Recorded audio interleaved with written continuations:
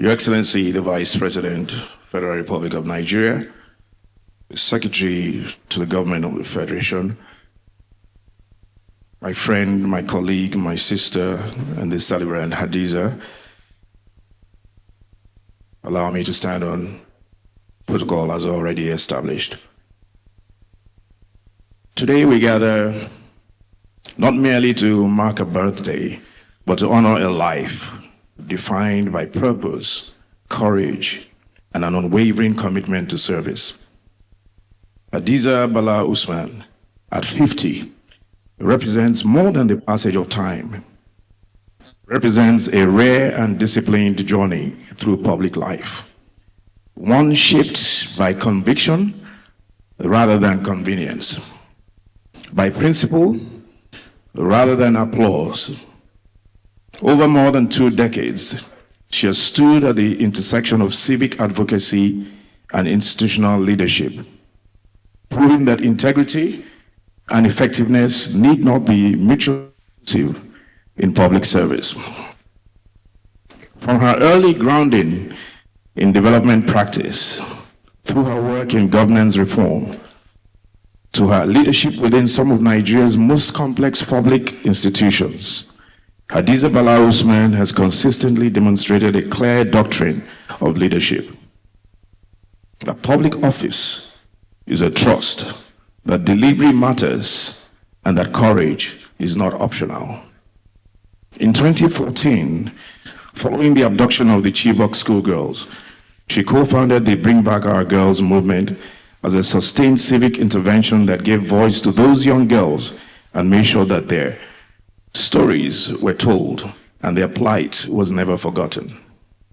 The movement demanded accountability, kept national attention focused on the girls long after headlines faded, and reshaped how civic advocacy could engage power without becoming performative.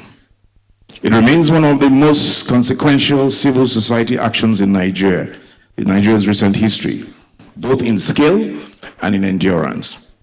When she transitioned fully into government, that same seriousness followed her into office.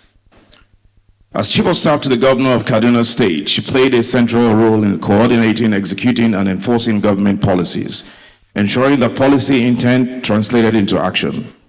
She brought structure to governance, clarity to priorities, and an insistence on follow-through that defined the administration's working culture. Her appointment in 2016 as Managing Director of the Nigerian Ports Authority by the late former President, His Excellency Muhammad Buhari, GCFR, marked a historic moment not only as the first woman to lead the institution, but as one entrusted with reforming one of Nigeria's most strategic and complex agencies. During her tenure, she prioritized transparency in budgeting, operational accountability, interagency coordination, and institutional reform. She approached the role not as a figurehead, but as an administrator deeply engaged with systems, processes, and outcomes. And long after her departure, the standards she enforced continued to shape expectations within the institution. Notably, she exercised authority without spectacle. She governed with discipline, made decisions grounded in policy and evidence, and maintained focus in environments often resistant to reform. In doing this, she expanded what was possibly unexpected of women in positions of real power, not through rhetoric, but through performance. Beyond the offices she has held, Hadiza Bala-Usman has remained consistent in character. In spaces that test resolve, she has shown restraint. In moments that demand firmness, she has been decisive.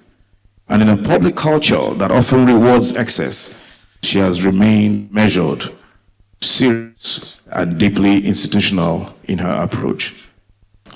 Now, this colloquium is therefore rightly framed not as a celebration of personality, but as a reflection on leadership, legacy, and service. It invites us to consider what it means to govern effectively in complex environments, to build institutions that endure, to deliver results without compromising principle, and to remain grounded while not power. Hadiza, for me and to me, is an unsung hero, a quiet achiever who prefers to work quietly in the background without recognition whilst achieving much. She is a rare combination of beauty and brains. My dear sister, as you mark this milestone, I thank you for your service, your courage, and for reminding a generation that public leadership can be principled, disciplined, and humane. At 50, you stand at a point of deepened influence, continued relevance, and earned authority. The examples of leadership you have set will continue to inform conversations about governance, about political and administrative leadership, and about what it truly means to serve.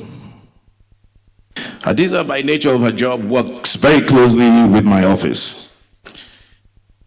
She has been an absolute delight to work with. I thank you for adding value to my office and to this administration. On behalf of all gathered here today, and many more who aren't here, but whose lives have been shaped or otherwise impacted by you, I wish you a happy 50th birthday. May the years ahead be marked by clarity of purpose and continued impact.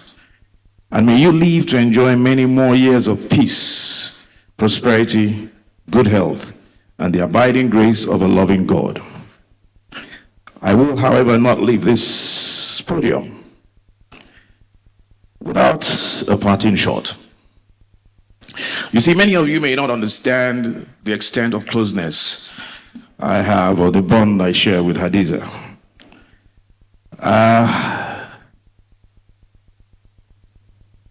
She practically tells me everything, and I tell her everything in return. The one thing she didn't tell me was that she was getting married.